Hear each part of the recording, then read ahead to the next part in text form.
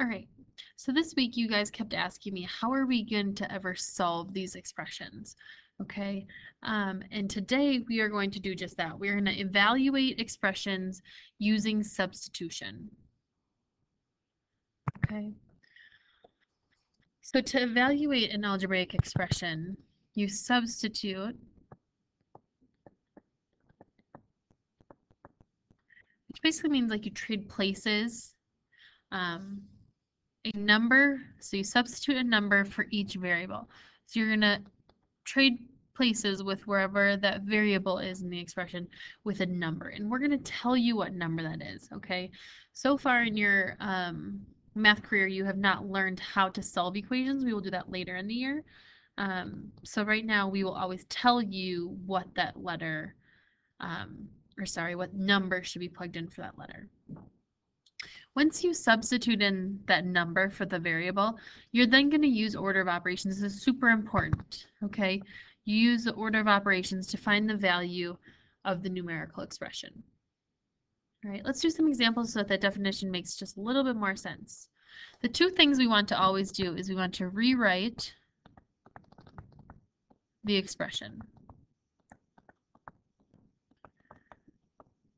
Okay, then we substitute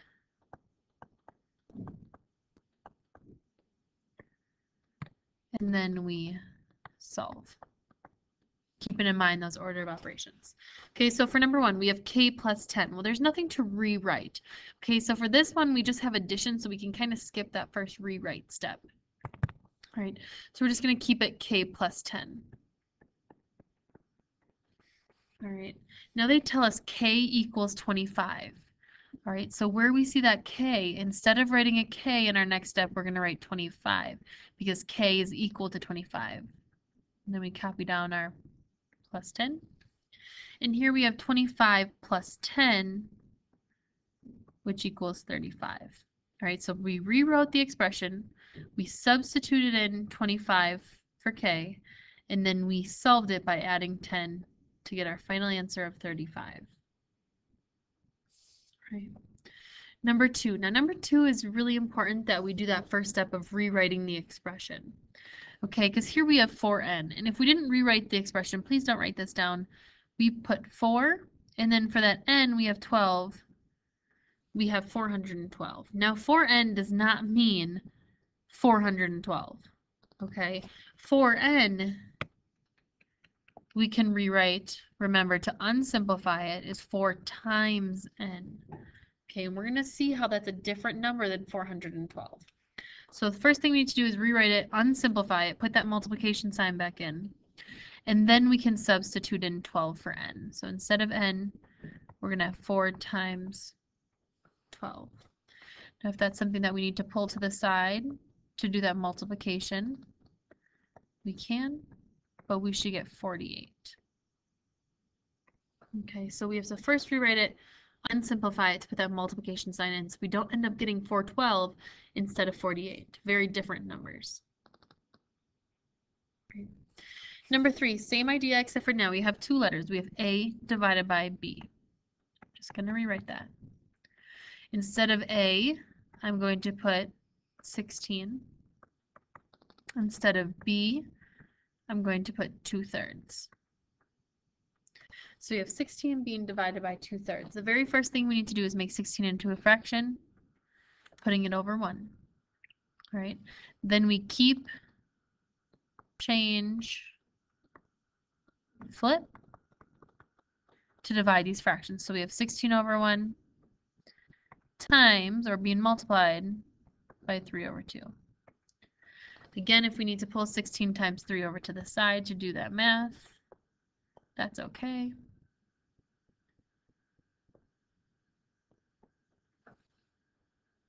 I did that wrong. Oh no, I did that right. We get 48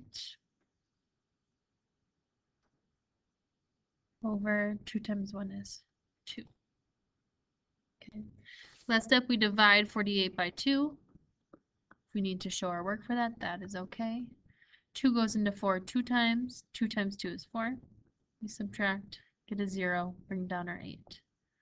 2 goes into 8 4 times, perfectly. No remainder, no more numbers. This is equal to 24. Let's do one more example, or a couple more examples. Getting a little bit harder. All right, now we want to rewrite this expression, unsimplifying it. So we want to expand it. So we have 3x. Well, that means 3 times x. This is super important, so when we plug in that 5, we don't say that that number is 35. It's 3 times 5, not 35. Okay, then it tells us x is equal to 5. So instead of writing that x, we're going to put a 5. So we have 3 times 5 minus 14. Okay, now remember, we have to use order of operations here. We have multiplication and subtraction.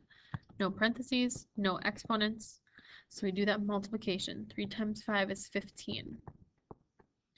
No division, no more multiplication, no addition. So we do that subtraction. 15 minus 14 is 1. Okay. The biggest mistake I see students doing here, guys, is not expanding it and writing 35 minus 14 instead of 3 times 5 minus 14. Super important. All right, so here we have z squared plus 8 and 5/10. Okay, when z equals 2. First thing we're going to do is unsimplify z squared. Well, z squared means z times z. And then we have plus 8.5. All right, next step is we're going to substitute in that 2 for every z that we see. So we have 2 times 2 plus 8.5. Again, we have order of operations. No parentheses, no exponents. We have multiplication. 2 times 2 is 4. No more multiplication, no division. We have addition. If we weren't sure about that number, we could line them up, make sure we're lining up those decimals, dropping it down, and we would get 12 and 5/10. Okay. I want you to pause the video. I want you to try these 3 on your own. Okay. Remember that first step is to expand it, to rewrite that expression. Second step is to substitute. Third step is to solve. Okay. So pause the video, try these on your own, then resume it to check. Okay, so first thing we want to do is expand this. PQ means P times Q. All right, P equals 24, Q is equal to 8. So instead of writing a P, I'm going to write a 24. Instead of writing a Q, I'm going to write an 8. So my final answer is going to be 24 times 8. I have to solve that. 8 times 4 is 32. 8 times 2 is 16, 17, 18, 19. We should get 192 for number 6. Number 7, we want to expand it. PQ again means P times Q minus 10. P is 24. Q is 8. Order of operations tells us to do that multiplication first. Well, we already did that multiplication. 24 times 8 is 192. And then we want to subtract 10. To the side, we take 192 minus 10. 2 minus 0 is 2. 9 minus 1, 8. 1 minus nothing, 1.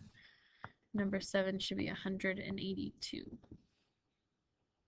Last one, then you guys get to practice.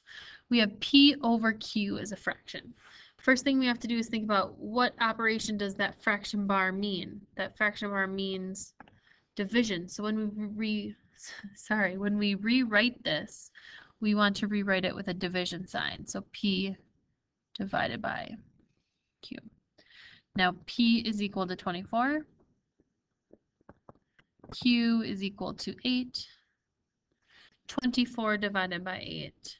We think 8 times what is 24? Well, that's 3.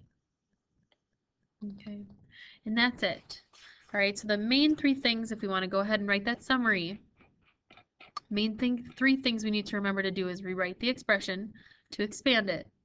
We need to substitute in the value for the variable. So whatever number that variable is equal to, we will always tell you that number, and then solve it. That's it.